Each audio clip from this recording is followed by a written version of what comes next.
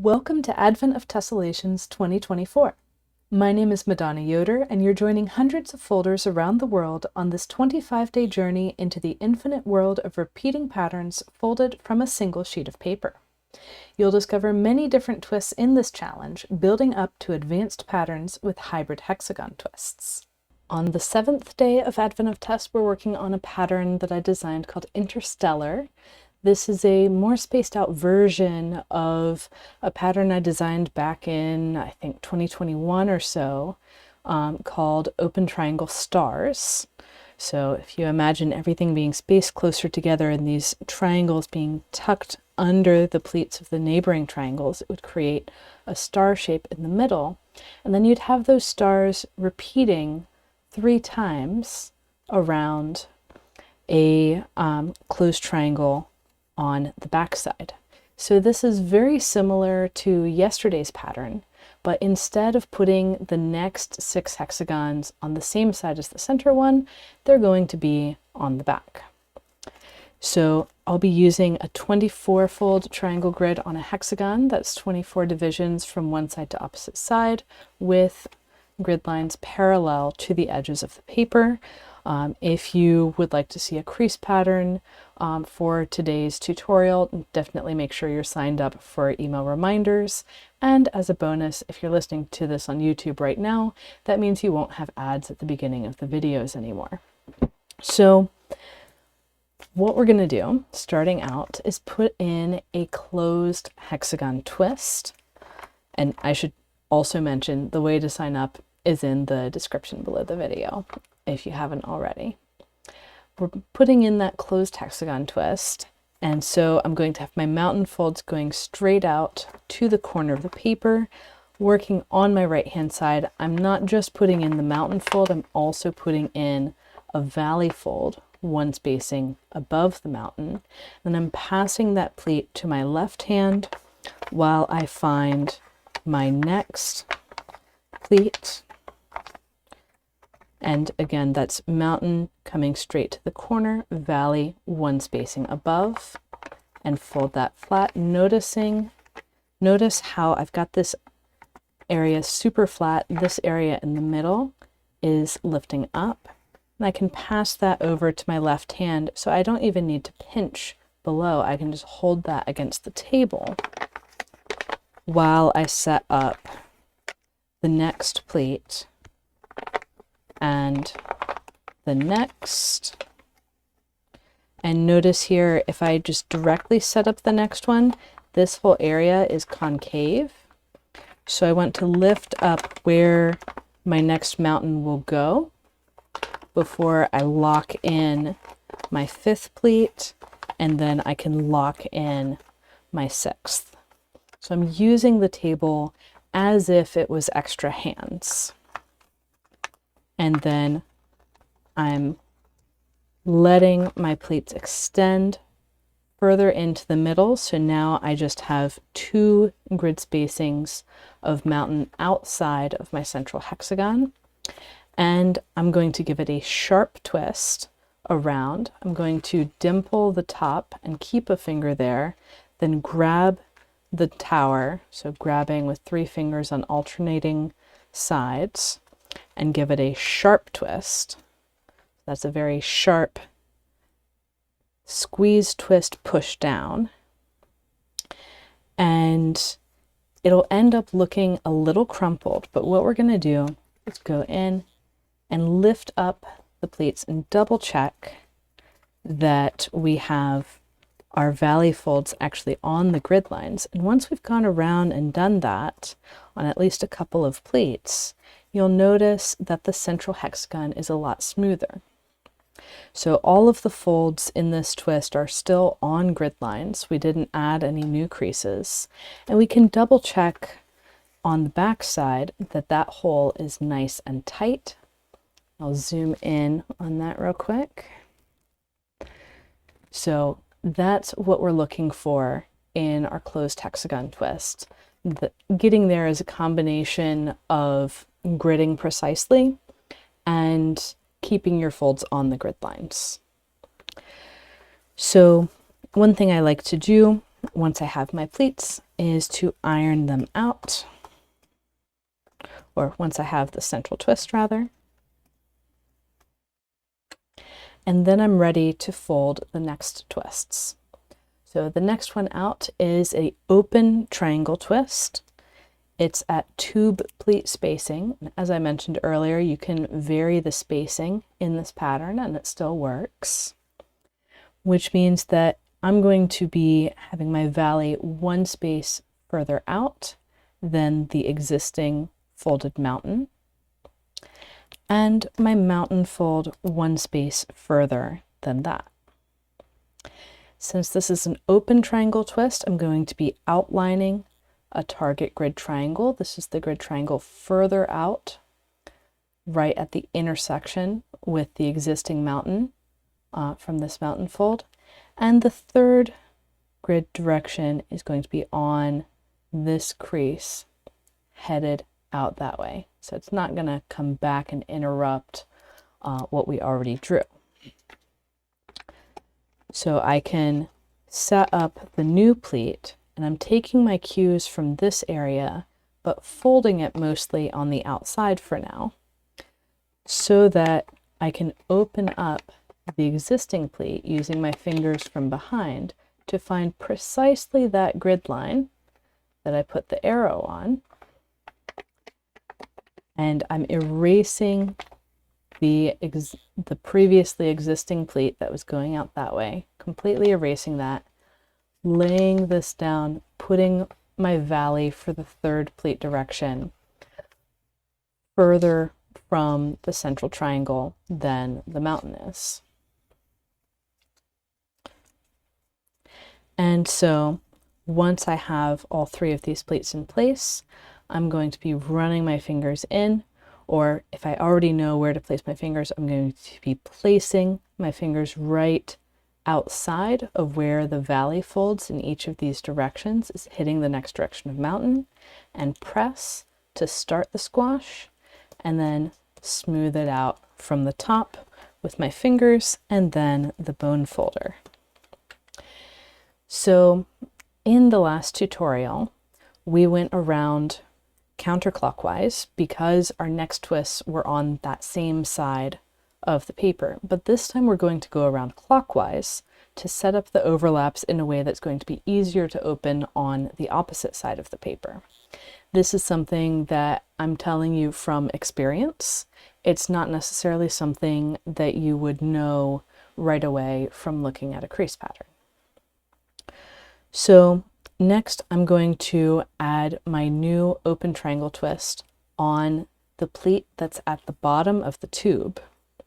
So I'll rotate 1/6 of the way, so I'm working in the same orientation. I'm going to have the same spacing, so my valley fold one spacing out from the folded mountain, my mountain fold one spacing further than that. I can go ahead and mark the third mountain of my open triangle twist, and setting up the new tube, I'm opening just the pleat that I'm working on of the two pleats that had tube pleat spacing, and leaving the other one completely folded. And then I can run my new mountain fold out through and put my new valley fold beside it and squash my new open triangle twist. And this is creating a pleat overlap on the intersection of the two pleats from these two triangles. So next up, we're going to repeat exactly. I'll show what it looks like without drawing this time. I'm going to fold a tube pleat.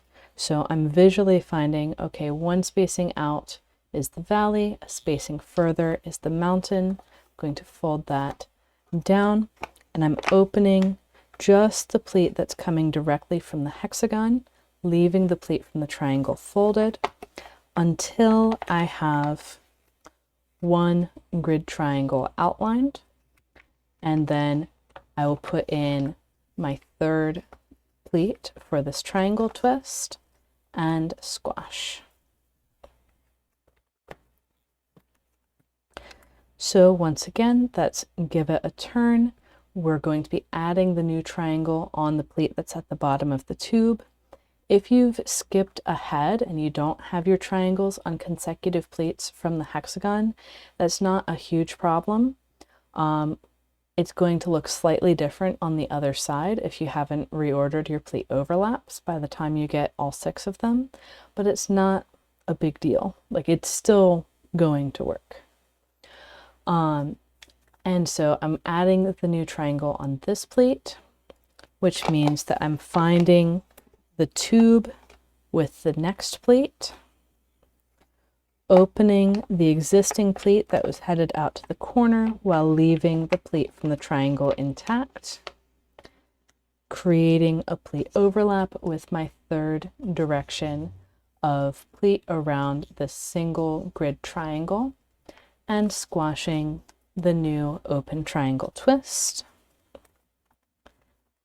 And once more exactly the same, I'll rotate, put in the new tube pleat, open the pleat coming directly from the hexagon so I can put in the third direction of pleat around my new open triangle twist and squash.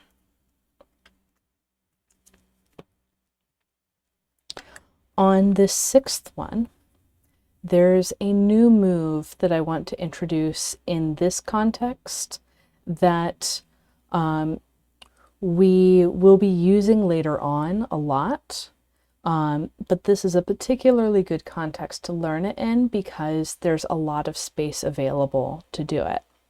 So first, I'm going to put in my new open triangle. And here I don't have the benefit of that long pleat to compare the tube to. So I'm comparing it to this little extent of mountain right there.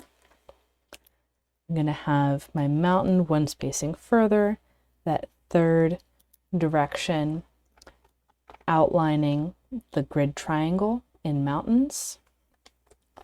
And I'm going to fold through, leaving this fold closed, opening the pleat coming directly from the hexagon, at least the part of it that's further out than my new triangle, creating a pleat overlap further up. And for today's purposes, I'm going to go ahead and squash. I said for today's purposes because typically this new move that I'm going to show would be done before you squash the twist, but we have enough space here that we don't have to. So this new move is called a compound wrap because it's essentially 2 triangle wraps on top of each other. And what's going to happen is and one important thing to remember when you're opening up these pleats is we want to keep the mountain folds on either side here. And what I'm going to do, so notice, and I'll draw some more as we're digging into this. We're going to pretty much be keeping a lot of the folds that are further out. It's just the folds right in the middle we're going to move around.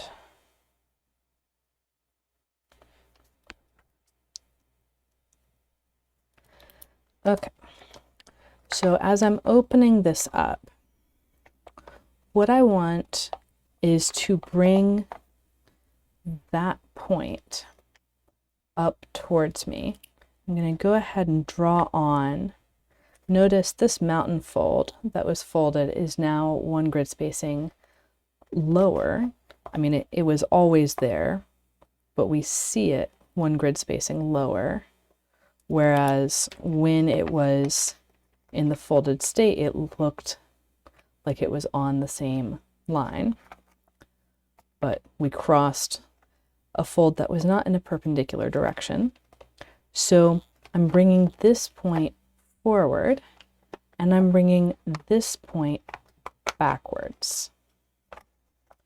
And this is going to create, and I should say not just that point backwards, but also this point down below is going backwards.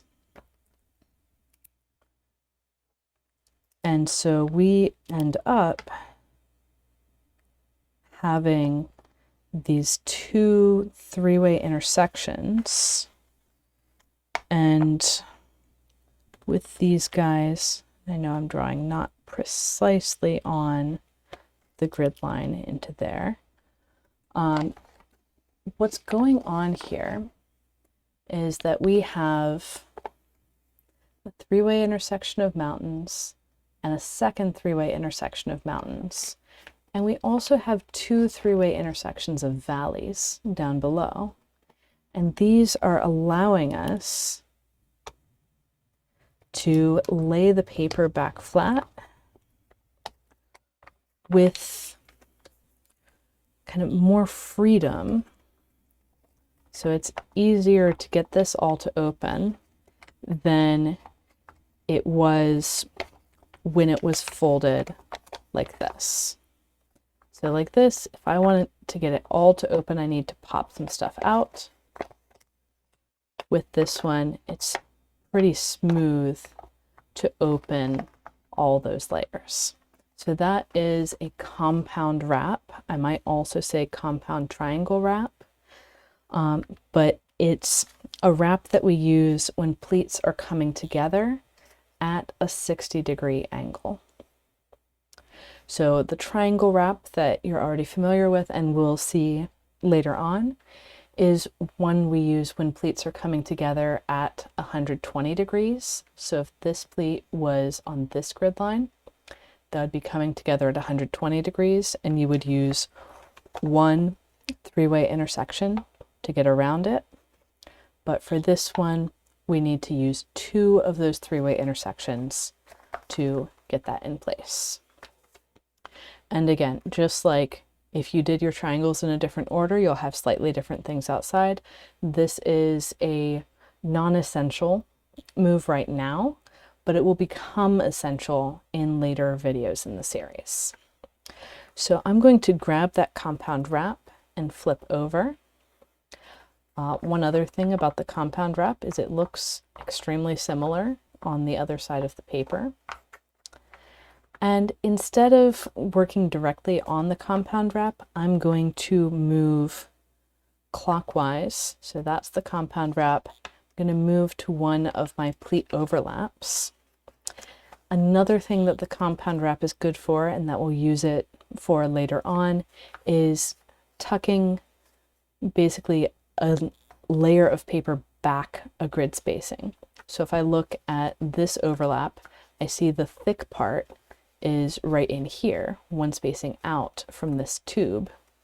But with the compound wrap, the thick part is in line with the edge of the tube. And sometimes having that extra grid spacing makes all the difference.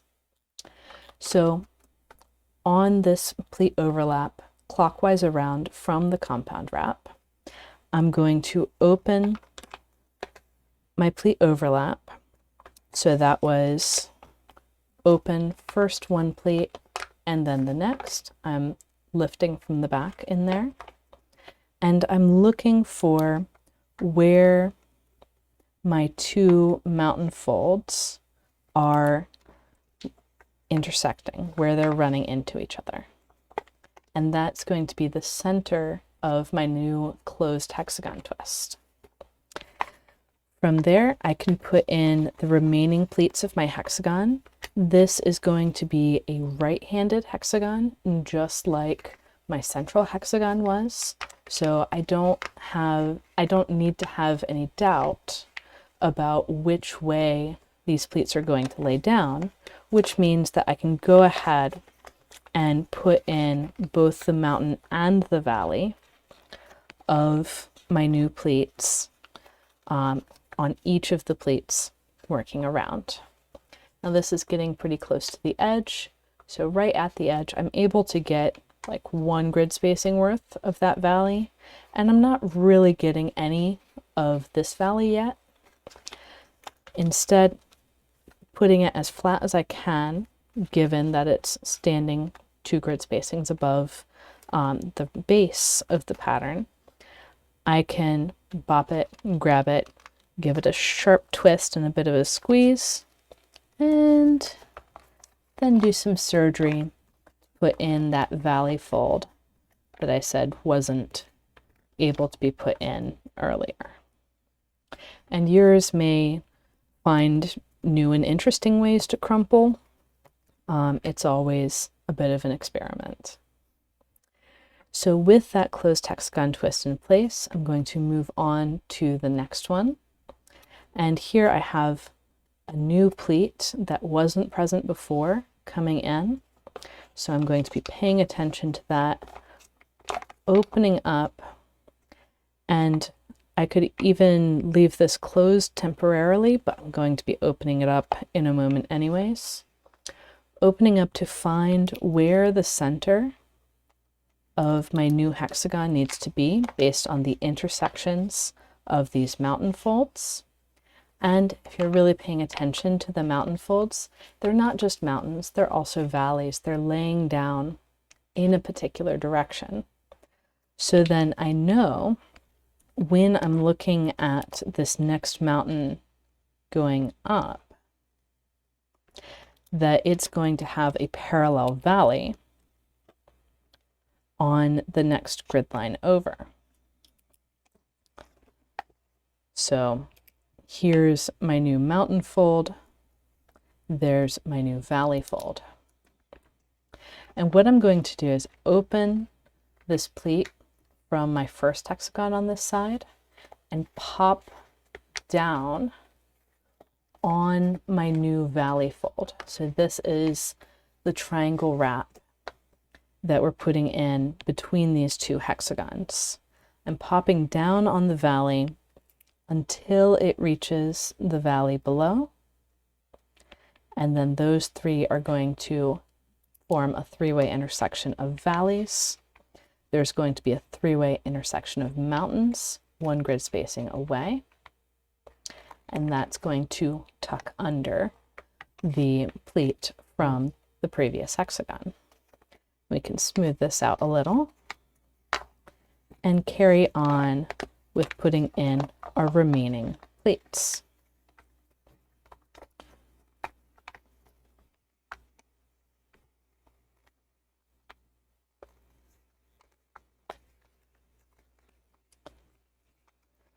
So from here, I want to squash, and by the way, I'm seeing some interesting conflicts in layers. I'm going to make sure that one of those is fully folded and then the other one can fold on top.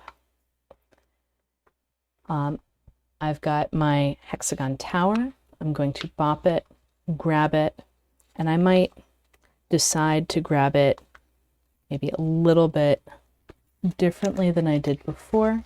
And since it's right at the edge, I actually do have the option of twisting this slowly and making sure that it's going in place. I know I mentioned in yesterday's video that we want these pleats to go all the way straight until they hit the corner of the hexagon. No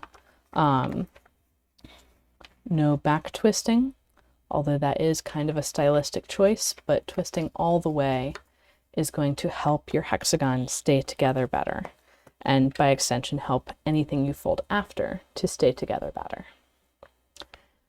And rotating around, I'm going to repeat with the next overlap of these 2 pleats from my triangle holes.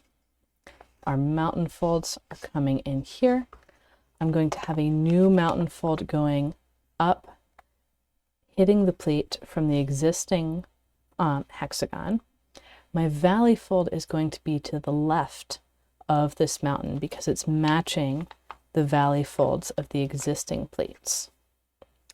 And so I'm going to let the valley interrupt the pleat up above, and we're going to see a three-way intersection of valley folds down underneath, and a three-way intersection of mountain folds up above that's going to wrap around, closing our triangle wrap. With that in place, I'll run the longest pleat remaining and then arrange these little flaps, and they're not going to be super happy because we are so close to the edge. And then I can get my twist started, and these right at the edge can actually move slowly, and that's actually going to be the easier way to get that new valley forming reliably. Rotating again, I'll repeat exactly, opening my pleat overlaps, using these two mountains that are coming into the center of my closed hexagon, identifying that I'm going to have another mountain headed out the top of my hexagon, and the valley is going to be on the left side of this new mountain. So we're going to interrupt the pleat above with the valley fold, and it's going to go until it meets the existing valley under the existing pleat. That's going to split off into a three-way intersection, and there's going to be a three-way intersection of mountains up above, and we can continue folding the rest of our hexagon twist.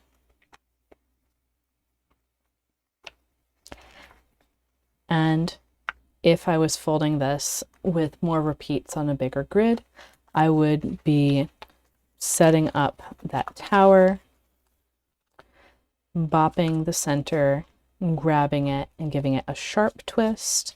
Since we're so close to the edge, we can be a little bit more gentle with it and keep it smooth as it's coming around and down. But, you know, matter of preference. However it gets down, the fact that it gets down is the important part. And then rotating, we'll have another exact repeat of those steps that we've been using. So I'm finding the new target hexagon, finding the mountain fold that goes up, seeing that the valley needs to be on the left side of that mountain, popping down the mountain fold of the twist from the previous hexagon so the valley can pass through and meet the valley below, where those will combine into a three-way intersection, and we'll have the three-way intersection of mountains on top. Notice this one is fighting me a little, so I can either grab from the back and force that into place, or I can take a look at the other side of the paper and say, okay, these three now mountains that were valleys on the other side need to lay down flat, and when I go and flip back over, the problem has been resolved. From there, I'm going to set up the longest pleat remaining, and then the two shorter pleats, and use that to rotate around and get that new closed hexagon twist in place. So one fun thing to notice about this pattern is that we used tube pleat spacing coming out from the center, but between these guys we have 3 spaces. So that's interesting. And if you're folding more repeats, then you'll notice that we have 3 spaces here, 3 spaces here. It's an alternating pattern of 3, 2, 3, 2, 3, 2 around these hexagons. So that means that this hexagon is in a position of threefold rotational symmetry, which means that the things it sees in 3 directions are going to be the same, and then the things it sees in the other 3 directions are going to be the same as themselves, but different from the initial 3. Finally, we come back to that compound wrap that we set up earlier. I'm going to open this all the way, and I'm going to need to push up from behind in order to get my center of the hexagon fully in view. I'm going to choose to do the triangle wrap that we've been doing first. So I'm finding my new mountain. I'm noticing my valley needs to be on the left side of it. I'm letting that valley sink down and cross the pre-existing pleat as a valley until it contacts the valley of that pre-existing pleat, where it will wrap around. And then I'm going to have another wrap down below, but this wrap will be a little bit easier. I'm going to have my new mountain and the valley down below. And what's going to happen is I'm just going to erase and tuck. So I have this pre-existing plate laying on top. And the key thing is this one's laying on top, the new pleat's going under. With the other one, the new pleat was laying on top. So that's what's going to make all the difference. So with the new pleat going under, I'm going to erase the pre-existing pleat back to where I have this 3-way intersection of mountains that when it's folded is laying right in contact with the new mountain fold. And I've got a 3-way intersection of valleys down below, tucking underneath. So once the wrap is folded, if I were to like squash this hexagon and give this piece a spin, I would not be able to tell which wrap was folded in which order. Like, these are exactly identical wraps. We're just approaching them with either with the new pleat coming on top or the new pleat coming underneath. So, and like I mentioned before, these pleats are coming together at 120 degrees. So that's why we have the simpler triangle wrap. This hexagon, like the rest of the ones here, is going to be twisting around and down. Once we're happy with how the pleats are laying, we can use the bone folder to flatten it out. And then we're going to flip the paper over. We have 6 more twists to add. So at each of these triangle wraps, we're putting in an open triangle twist.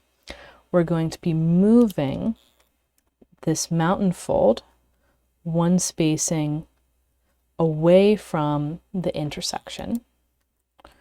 And it's kind of a tough distinction, but we're opening it further from where it was. Instead of just flipping over, we're going to spread it further out. And now these mountains are outlining 1 grid triangle. And for this one, the corner of the twist is going to be right at the edge of the paper. So the place to press is actually on this grid spacing just outside of the mountain fold, or sorry, the valley fold. But mostly I'm just stabilizing that position and pressing at the other 2 corners so I can then spread the paper out into the corner that's at the edge of the paper. So repeating, I'm going to shift the mountain fold down 1 grid spacing, putting the valley on the far side, and, or I should say putting the valley on the opposite side relative to where it was. And what I'm noticing here is I can leave this corner more or less alone, just keep it stable, and press more on the inner two corners, and then spread out into the corner at the edge of the paper. And maybe my paper is a little fussy and I want to give it a little pinch to make that corner nice and sharp. And repeating, I'm going to shift. And the way I like to do it is I'm already visualizing where the new valley fold is going to be before I even shift the mountain. So by the time I've shifted the mountain, the valley is already there. And then I can squash. So it's worthwhile to just watch one really quick before trying to just follow the words. This is a move that once you're familiar with it can go rather quickly. Like if I was doing this at my normal folding speed, I would be grabbing, notice I'm dimpling the valley, shifting the mountain, and pressing to squash. So we don't need really to have a finger on the third corner when we squash. Notice that this finger is a little bit back and I'm more pressing over the top to get those folds where they need to be. All right, and that is Interstellar. So we've got all of our triangles on one side, and then the hexagons in a position of 6-fold rotational symmetry are on the same side as the triangles, with other hexagons in positions of 3-fold rotational symmetry, which we can't see too much of just yet, since there's not another repeat of the pattern. But if you did want to see the crease pattern extended with full repeats, you can check out the Advent of Tess 2024 ebook at gatheringfolds.com and see not only the crease pattern for this spacing extended, but also the denser version and sorry, let me take that back. The denser version I don't think is in the ebook, but a different version using open hexagon twists on the back is in the ebook. So happy folding, everyone. Enjoy today's pattern. Tomorrow, we're going to basically flip it around. So instead of using closed hexagons and open triangles, we're going to use open hexagons and closed triangles in the exact same pattern of hexagon in the center, triangles around it in tube spacing on the same side, and then flipping over to add those new hexagons with the remaining triangles on the same side as the initial triangles. So that's coming up. Happy folding, and I'll see you in the next video.